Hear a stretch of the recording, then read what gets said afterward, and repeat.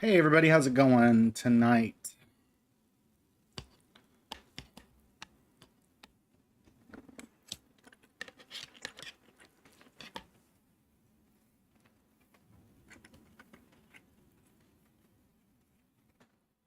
Eating a little bit of dinner right before we get started. I hope that's okay. I'll try not to chew with my mouth open. Misty, good to see you. Ben, good evening. Linda Williams, glad you're online with us. Susan, nice to see you. Ben, was it hot? I did not go out today. Be honest with you, I stayed inside. Janice, good to see you.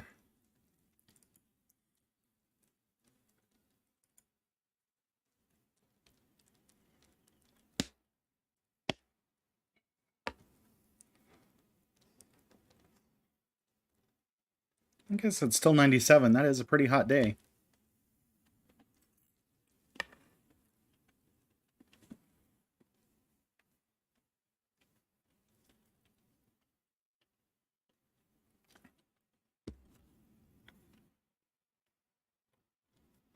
Sue from St. Joe Mo, how are you? Thanks, Janice. I this is the first thing I've eaten since this morning, so we'll see. If I end stream early, we'll know how it went.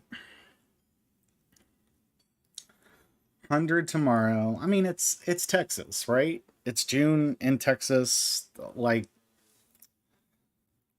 it's a fancy number, but it's just Texas. Hey, Curtis, good to see you.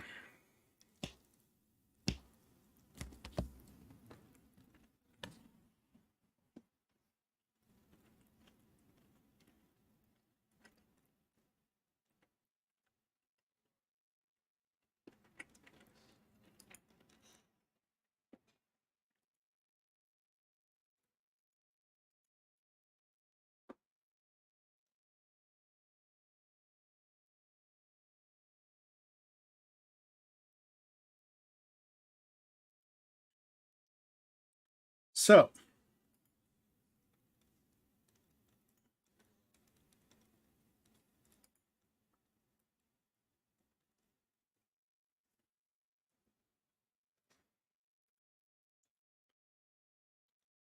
what's the most exciting thing that happened to someone today?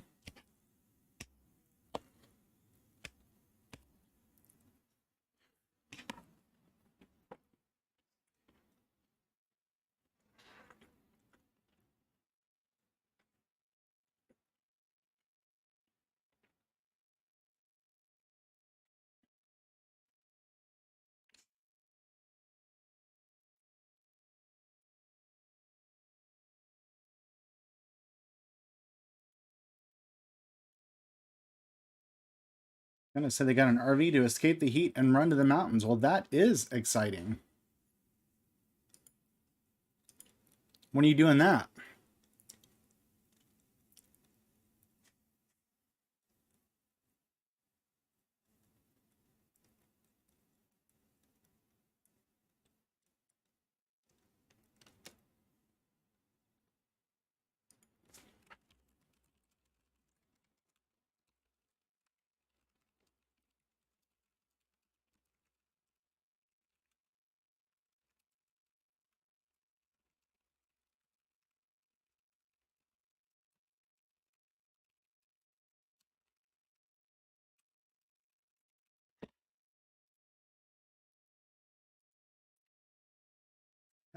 Curtis, you may very well beat me in chess later tonight. I saw you just made your move.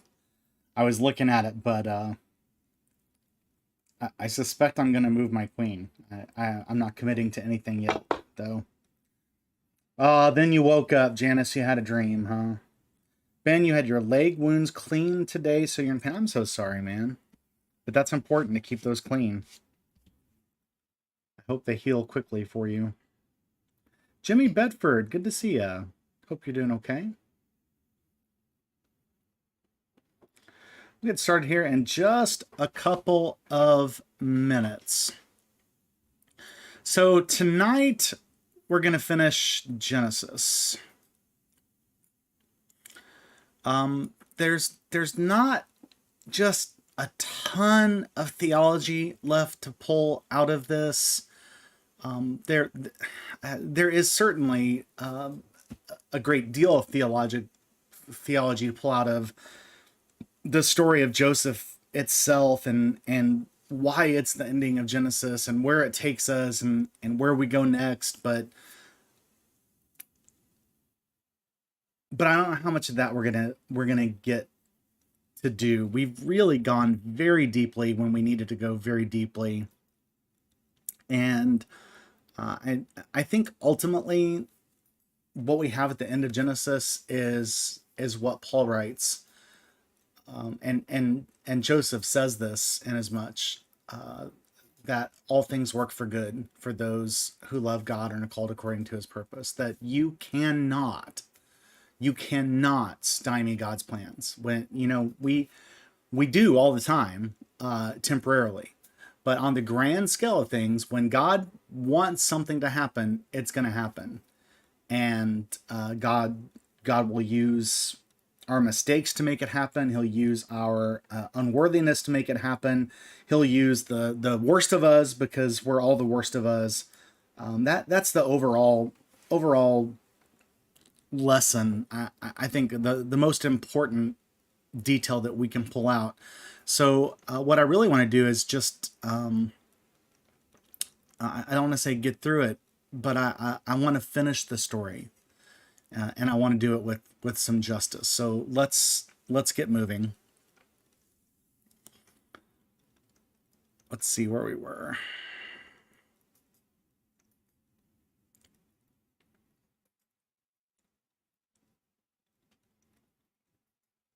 Okay, so Joseph has made a promise to his father Jacob, who also is going to go by the name Israel quite a bit.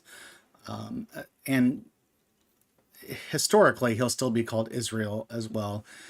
And that's good to remember. When I introduced Jacob to you in Genesis, I told you to remember that Jacob is Israel. And at first, it was very metaphorical. And then when God actually gives him the name Israel, you see it more. I think we've got a really cool twist, something that happens in the story that will kind of make you chuckle. And I think it's a great ending to our time together. I don't know how many weeks we've been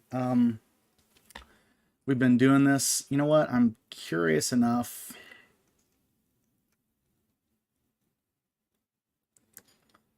The first time I see a Genesis background is 8 months ago.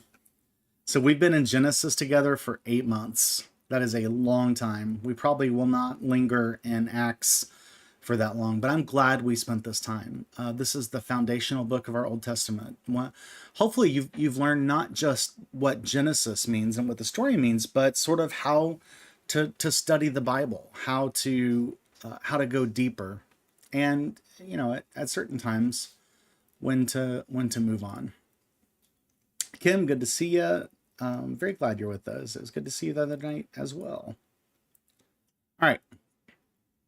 So Joseph has sworn to Jacob that he will bury him in the place of his ancestors when he dies. I will tell you also, I think most of you know this, I've been having some really bad migraines and headaches, and one of the neurological symptoms that I have is that I lose words. It's not that I don't know the word, I just can't find it. So if I mess something up tonight, if I use the wrong name, feel free to correct it in chat so that I can, make sure we're all on the same page. But hopefully that won't happen too often. It was always difficult to keep Rachel and Rebecca correct because the names are similar. But anyway, Joseph and Jacob are equally similar, perhaps more so. So Genesis 48. After Joseph was told, after this, Joseph was told, yeah, Susan, this may not be a neurological thing, it might be an age thing, so we'll see. After this, Joseph was told, your father is ill. So he took with him his 2 sons, Manasseh and Ephraim. When Jacob was told, your son Joseph has come to you, he summoned his strength and sat up in bed. So you can tell he's really sick. He can barely sit up, but it's worth sitting up to see his son, Joseph. And Jacob said to Joseph, God Almighty appeared to me at Luz in the land of Canaan, and he blessed me. And he said to me, I am going to make you fruitful and increase your numbers. I will make you a company of peoples and will give this land to your offspring for you for a perpetual holding. This is the promise. This is the promise of the Old Testament. And it really is the promise of the New Testament. What's changed is the definition of what the promised land is. I don't think I need to go into that any further. We understand what our promised land is: eternal life with God through Jesus. Their promised land was a little more literal and a little less figurative, but it was the land flowing with milk and honey. It was life with God after having been separated from God. It was supposed to be all those things, and yet it never was, because we just never quite got it right. But this is the promise that God made to Abraham. This is the promise that God made to Isaac. This is the promise that God made to Jacob. And now Jacob is making this promise to Joseph, essentially.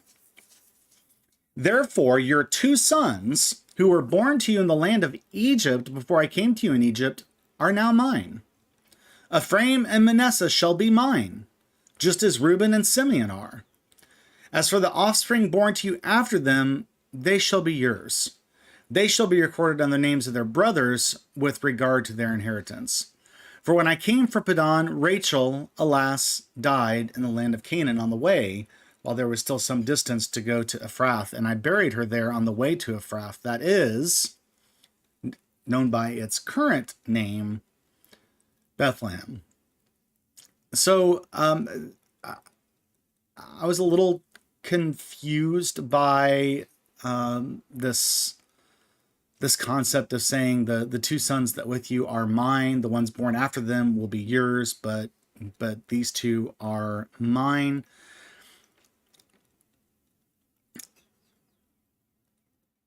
Pull up my notes. Basically, it's a legal act with parallels in the Near Ancient East. You can see this in the book of Ruth, for instance. It shows that Jacob makes this decision on the basis of the previous promise, the promise that the land would be passed down to Israel, not the person now, because the person is dying, but the people. As the recipient of that promise, he's basically making that promise. He gets to designate who inherits the promise. And what he's really saying is he's not really skipping over Jacob necessarily. Joseph. But what he is saying is that line will continue down through the line of Joseph. Now, interestingly, it's not Joseph's lineage that ultimately bears the promise. It's actually Judah's lineage that bears the promise for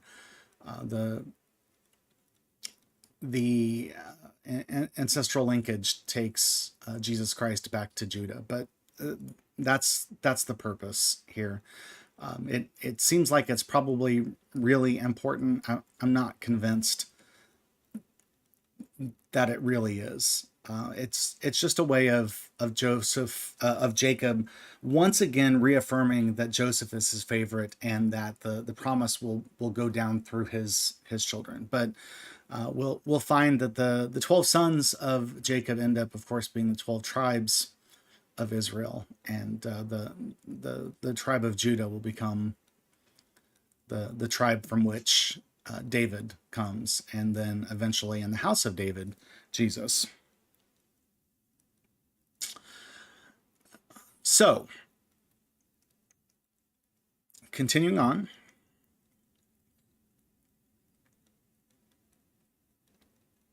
And this is kind of odd as well, because Ephraim and Manasseh are there, but he doesn't seem to realize that. So the next verse says, when Israel saw Joseph's sons, he says, who are these? Joseph said to his father, they're my sons, whom God has given me here. Now that almost seems like a talkback. Like, you can't take my sons. God gave them to me. But I feel like there's something else going on here. A little editing, a little out of order sentences. He said, bring them to me, please, that I may bless them. And this is the part that I think that you will enjoy. It is, well, just, we'll see. These are my sons whom God has given me here. And he said, bring them to me that I may bless them. So Jacob, the man who stole the blessing from his father, wants to give a blessing to the children of his favorite child, his favorite son, Jonah. Now, if you'll remember, one of the problems with Isaac was that he couldn't see well. You might have recalled me telling you over and over and over and over again that there are many, what is the word? Genesis repeats itself constantly. There's the concepts and the themes show up over and over and over again, just reflections, echoes throughout the entirety of the scripture. And so now it is Israel, Jacob, not Isaac. So we've got, not only do I have to keep Rebecca and Rachel clear, but now we have Isaac and Israel, and then we have Jacob and Joseph. So I'm good. The eyes of Israel were dim with age, and he could not see well. Same situation as father. So Joseph brought them near him, and he kissed them and embraced them. Israel said to Joseph, I did not expect to see your face, and here God has let me see your children also. Then Joseph removed them from his father's knees, and he bowed himself. Who was Jonah? I'm sorry, guys. I either meant Joseph or Jacob. I don't know what part I said it, but thank you very much. This is just part of what I'm going through right now.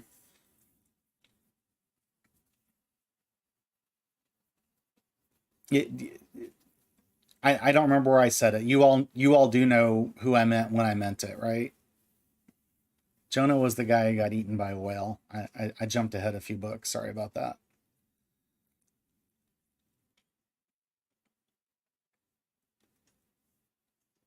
Okay, so let's get back to this. This is one of my favorite parts of this whole story. So Joseph is with his father Jacob, who is now called Israel, right? And Joseph removes his children from his father's knees, and he bowed himself with his face to the earth. Joseph took them both, Ephraim in his right hand toward Israel's left, and Manasseh in his left hand towards Israel's right, and brought them near him. Okay, so that's what Joseph did. Joseph took his children and presented them to his father in the way that he should, based on who was going to get the blessing. Because who gets the blessing? Of course, the older child gets the blessing. That's who gets the blessing. Unless, of course, you're Jacob and you steal the blessing from Isaac. Okay? And it turns out Isaac has not forgotten this. Joseph took them both, Ephraim in his right hand toward Israel's left, and Manasseh in his left hand towards Israel's right, and brought them near him. But Israel stretched out his right hand and laid it on the head of Ephraim, who was younger, and his left hand on the head of Manasseh, crossing his hands, for Manasseh was the firstborn. He blessed Joseph and said, the God before whom my ancestors Abraham and Isaac walked, the God who has been my shepherd all my life to this day, the angel who has redeemed me from all harm, bless the boys. And in them let my name be perpetuated, and in the name of my ancestors Abraham and Isaac, let them grow into a multitude on the earth. So as I said, that promise now has been given to the children of Joseph, to Ephraim and Manasseh. But Isaac messed it up.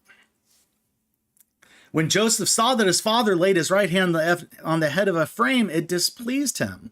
So he took his father's hand to remove it from Ephraim's head to Manasseh's head. Joseph said to his father, not so, my father, since this one is the firstborn, put your right hand on his head. But his father refused and said, I know, my son, I know. I love that. I know, my son, I know. He also shall become a people, and he also shall be great. Nevertheless, his younger brother shall be greater than he.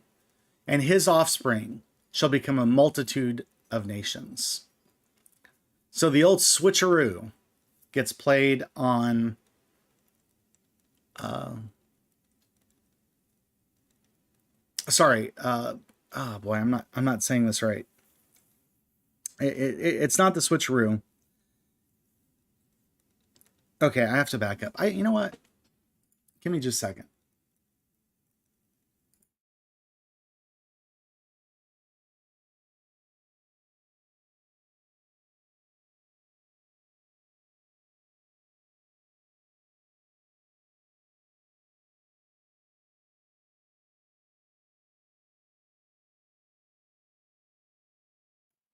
Okay, guys, I'm so sorry.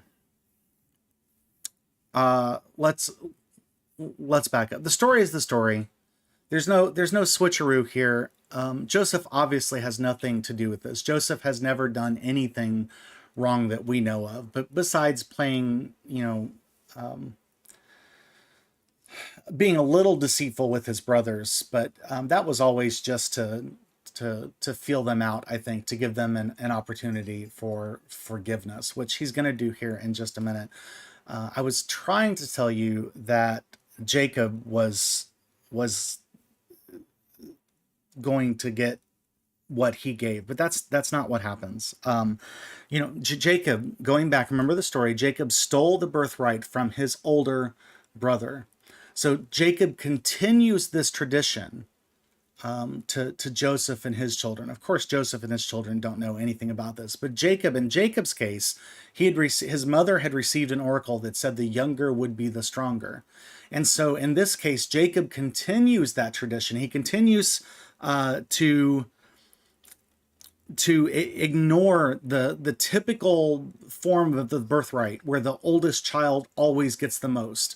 And in fact, he's going to do it one more time with Joseph as well, which we'll see in just a minute. So I made a big deal out of something that wasn't actually there. Again, I'm really sorry. I do mostly know what I'm talking about, and we'll get through this. Just bear with me. I'm really sorry that the stories here. It's just Jacob. Jacob has this understanding.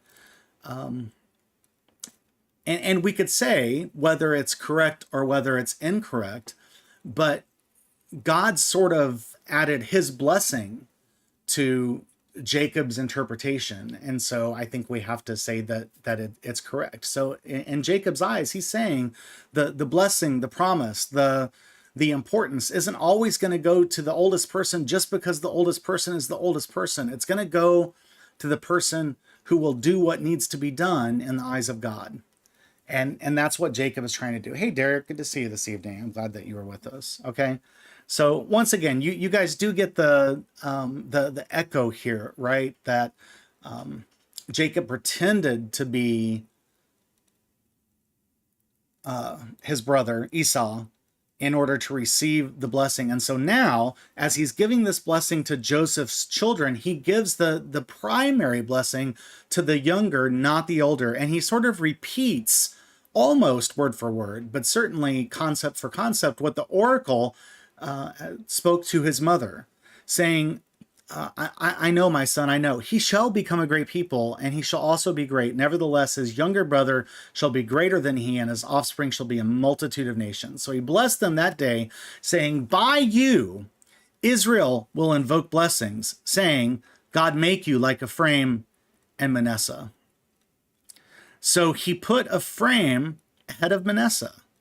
Then Israel said to Joseph, I'm about to die, but God will be with you and will bring you again to the land of your ancestors.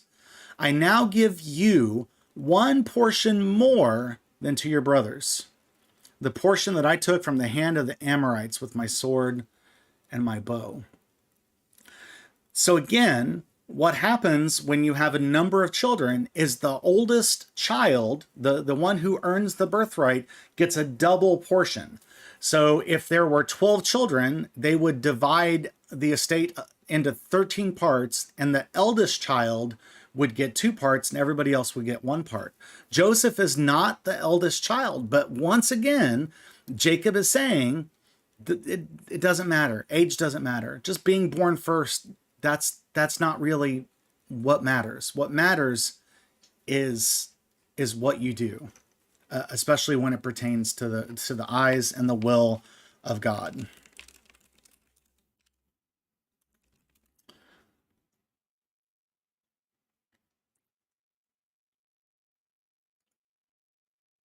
Okay.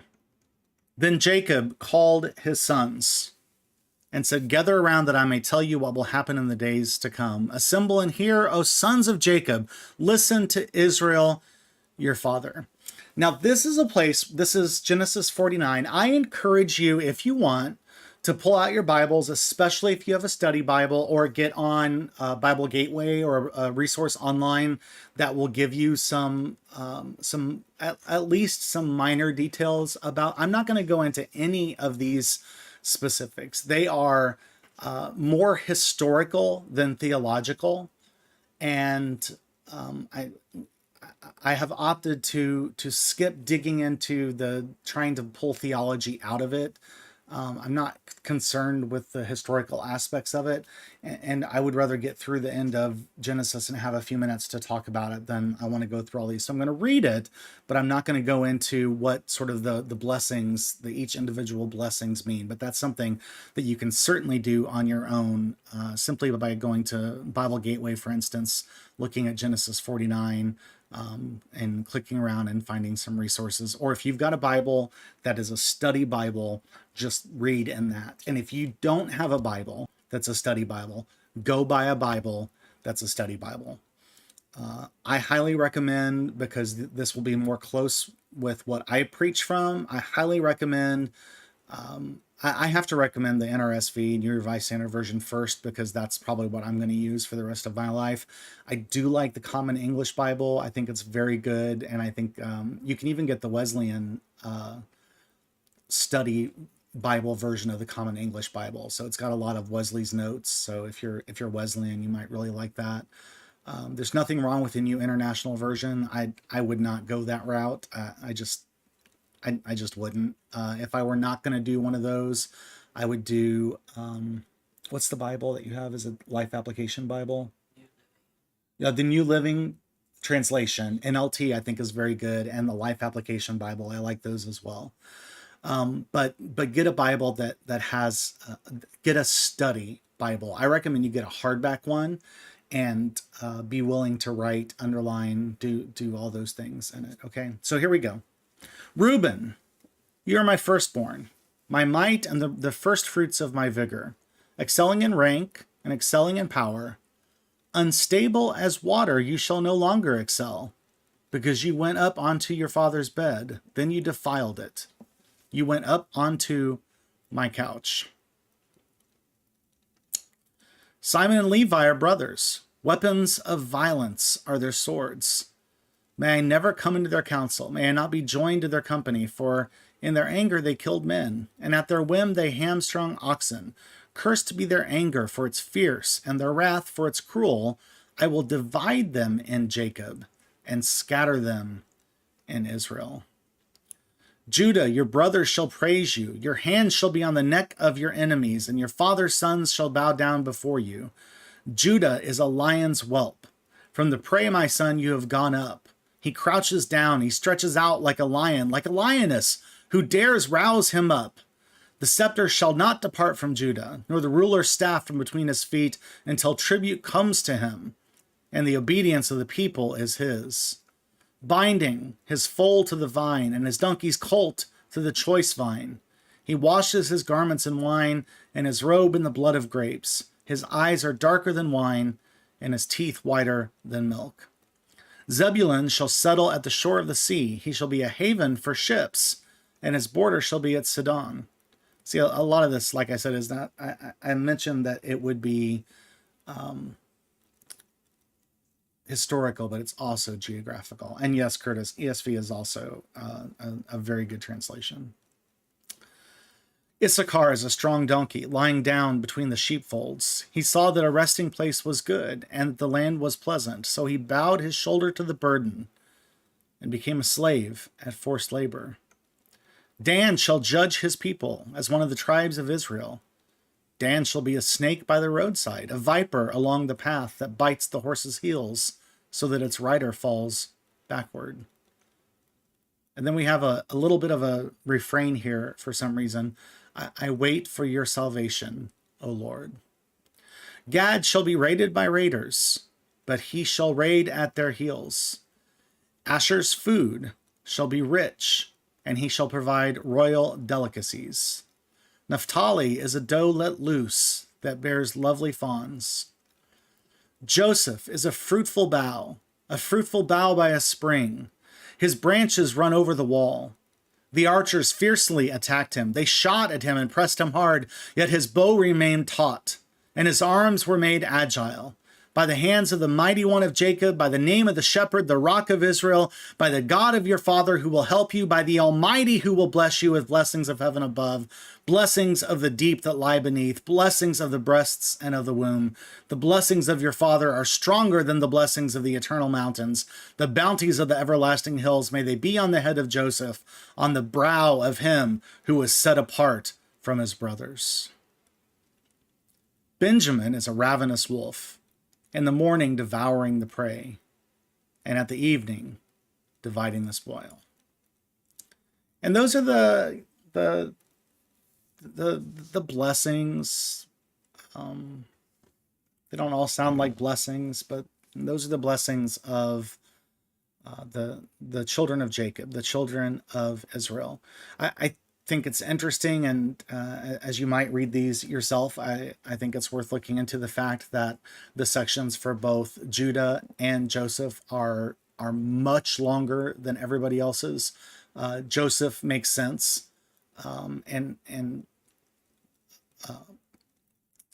Jacob, Israel, has issues with many of his sons, as you can tell.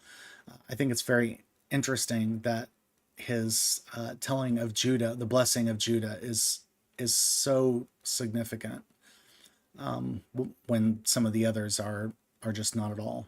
So anyway,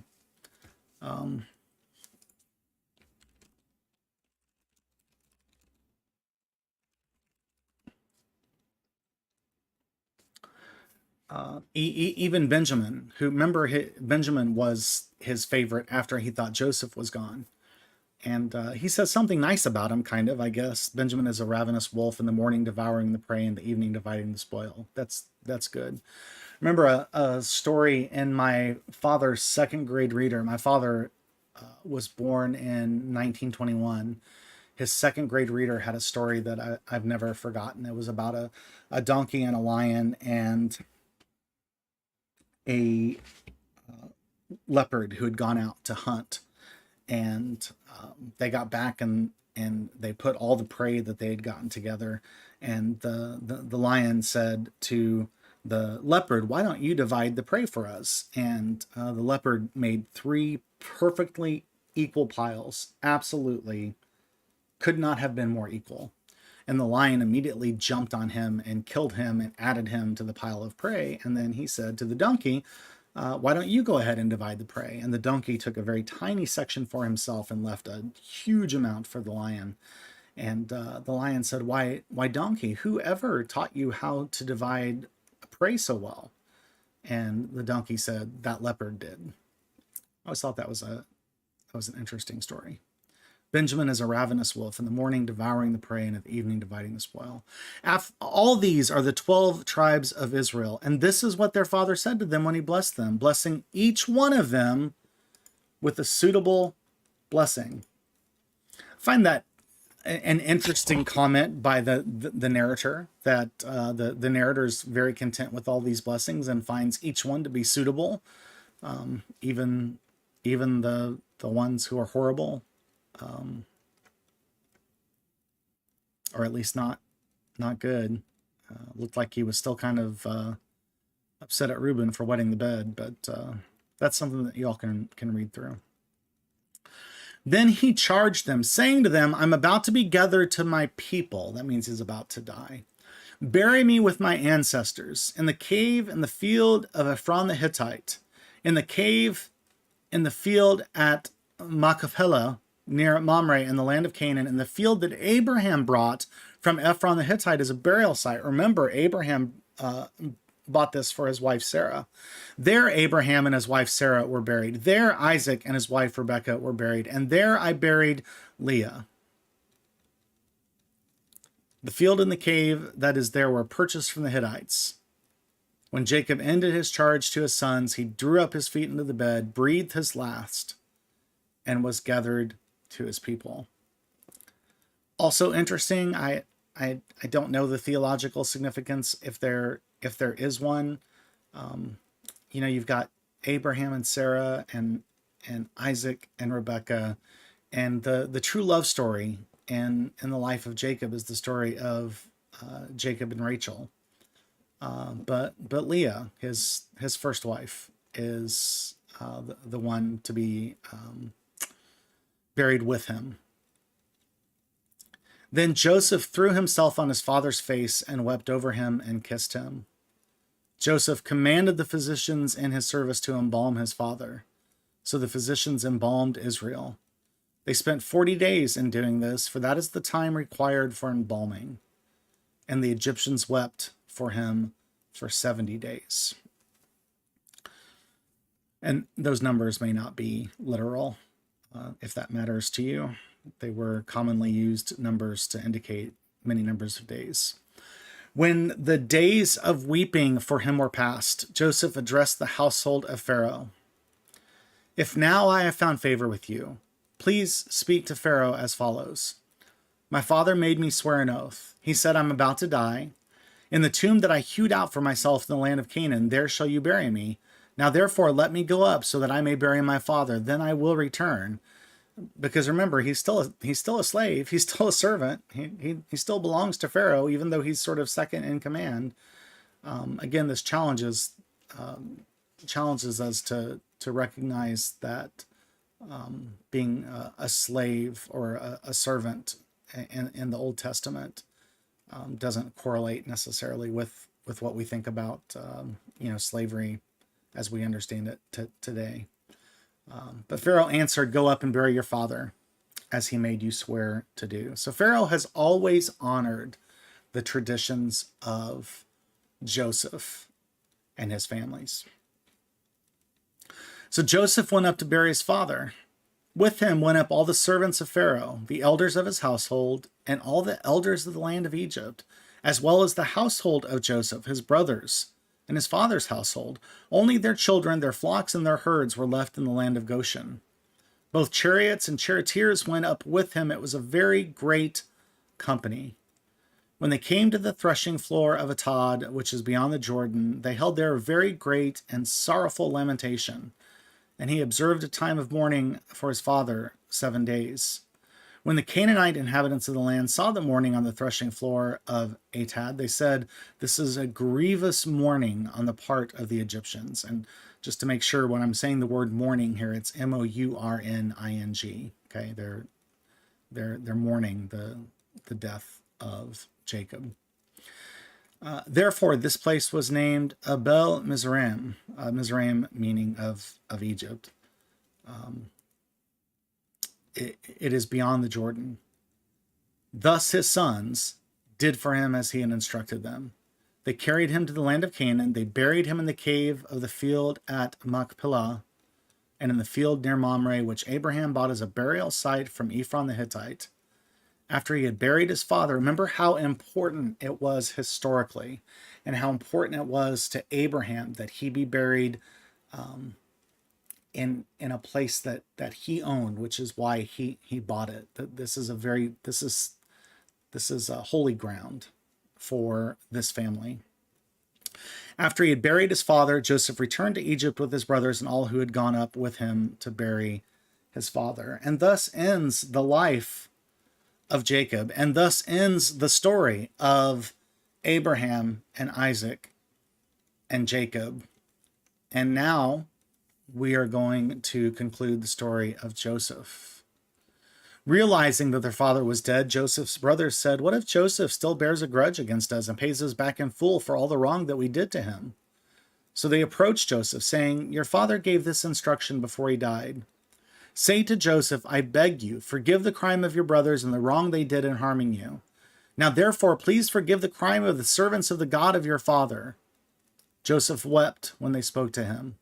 Then his brothers also wept, fell down before him, and said, We are here as your slaves. But Joseph said to them, Do not be afraid. Am I in the place of God? So, am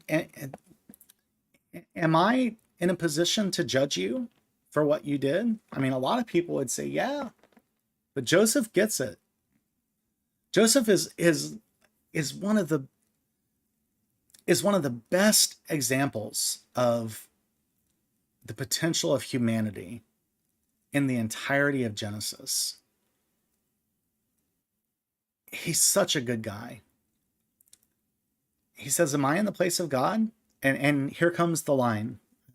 I love this so much. What a phenomenal way to end up the telling of the book of Genesis. Because I told you as we went through that I think Abraham was not that there's anything wrong with being a used car salesman, but he wasn't an ethical used car salesman. He tried to manipulate his way through everything. He cared more about his connections than he cared about his relationships, and yet God used him. Isaac was kind of a nobody, at an age when he could have easily fought off his father. He let his father bind him and to be killed, and just kind of described by many theologians through the years as a wimp of a man who didn't do much to propel the story forward other than to give birth to Esau and Jacob, and then he couldn't tell the difference between the two and gave the blessing to the wrong one. And then you've got Jacob, who he himself stole the blessing from his brother. These are the people that God used, and ultimately this is what happens. Joseph says it. Even though you intended to do harm to me, God intended it for good, in order to preserve a numerous people, as he is doing today. So have no fear. I myself will provide for you and your little ones. In this way, he reassured them, speaking kindly to them. All things work for good for those who love God and are called according to his purpose. Even though you intended to do harm to me, God intended it for good, in order to preserve a numerous people. Now, this is a concept that we're not going to get into because we're going to move ahead to the book of Acts. But here, Joseph speaks of the remnant. And the remnant is just a crucial aspect of the history of the Israelites.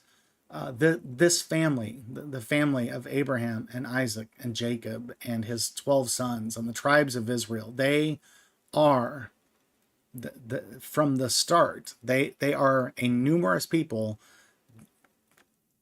They will always be the remnant. So Joseph remained in Egypt, he and his father's household. Joseph lived 110 years. Joseph saw Ephraim's children of the third generation. The children of Machir, son of Manasseh, were also born on Joseph's knees. Then Joseph said to his brothers, I'm about to die, but God will surely come to you and bring you up out of this land to the land that he swore to Abraham, to Isaac, and to Jacob. And so now, finally, at the very end, with two verses left in the entire book of Genesis, Joseph gives the promise back to the whole family, to all of his brothers and their offspring and their offspring and their offspring, to the third generation. I'm about to die, but God will surely come to you and bring you up out of this land to the land that he swore to Abraham, to Isaac, and to Jacob. So Joseph made the Israelites swear, saying, when God comes to you, you shall carry my bones up from here. And Joseph died, being 110 years old. He was embalmed and placed in a coffin in Egypt. And that's the end of Genesis.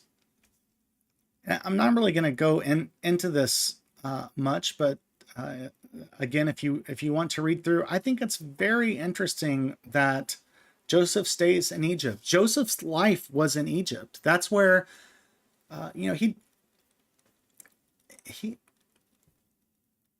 obviously didn't have a good relationship with his brothers. He was extremely successful in Egypt. He won the heart of Pharaoh. He won the heart of the people. He saved the people through the interpretation of Pharaoh's dreams and the famine and his wisdom. And Egypt was his home. And when he died, he chose to stay in Egypt. And I just find that interesting, and I think important for us to understand that while the whole story is about the promised land and obtaining the promised land and keeping the promised land forever, something that forever hasn't come yet, so it hasn't happened, obviously. The promised land is still in dispute today, as you well know. But Joseph chose to stay in Egypt. I think I don't want to read too much into this, and I can't tell you. I'm not saying this is what it means, but I read that hearing Jesus say, "Go now and make disciples of all the nations, baptizing them in the name of the Father, the Son, and the Holy Spirit. And lo, I will be with you always, even unto the end of the age." It doesn't matter that Joseph died and was buried in Egypt, because his eternal soul, saved on the cross, which looked back in time and forward in time, belongs to and with God and with all of his family.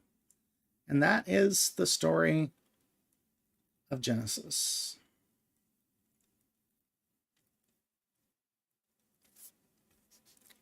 And there is no Jonah anywhere in all of Genesis. But there's Joseph. All right, let's dig into Exodus. Here we go. No, I'm just kidding. So here is what is going to happen. Next week is annual conference, and Misty and I will be doing that all day, every day. We are doing it via Zoom, thankfully. So we'll be at the church, but kind of unavailable. I say that we can always step away if you need something. Please don't hesitate to call or stop by if you need anything. But we will not have Bible study next Tuesday evening. That'll be the end of annual conference, and I won't have time to prepare anything. So we'll have 1 week off, and then the week after that we will go into the book of Acts, which I am very excited to do. I have not. I've preached on certain passages in the book of Acts. In fact, I preached just last Sunday on Acts 2, 1 through 21, but actually about 1 through 13. But I haven't actually studied it as an entire book since seminary, much like Genesis. So I'm excited to do that with you. So I'm looking forward to that. So we'll have a week off, and then we'll be digging into the book of Acts. So if you've got one of those study Bibles, and if you don't, you're going to go get one, right? At the beginning of every book, they're going to give you a page or two that tells you a lot of what you need to know to understand the book, the historical context, what's just happened, what generally happens in the book, where it happens, what the important themes are, and knowing all that going into it will help you quite a bit. It'll help you get more out of what we talk about. So I encourage you to do that. Thank you, everybody. Carol, good to see you. Glad you're able to be with us this evening. I think that's it. If I missed you, it's just because I didn't know you were here. I don't, in my view, I don't get to see who's here. I just see the people who talk. And I know we've got some folks over on YouTube as well. So thank you all for being with us tonight. So that is it. That is the story of Genesis. I've had a phenomenal time in the past 8 months going over this with you. I hope that you have as well. And I look forward to getting into the New Testament with you. So God bless, Godspeed, and as always, thanks for watching.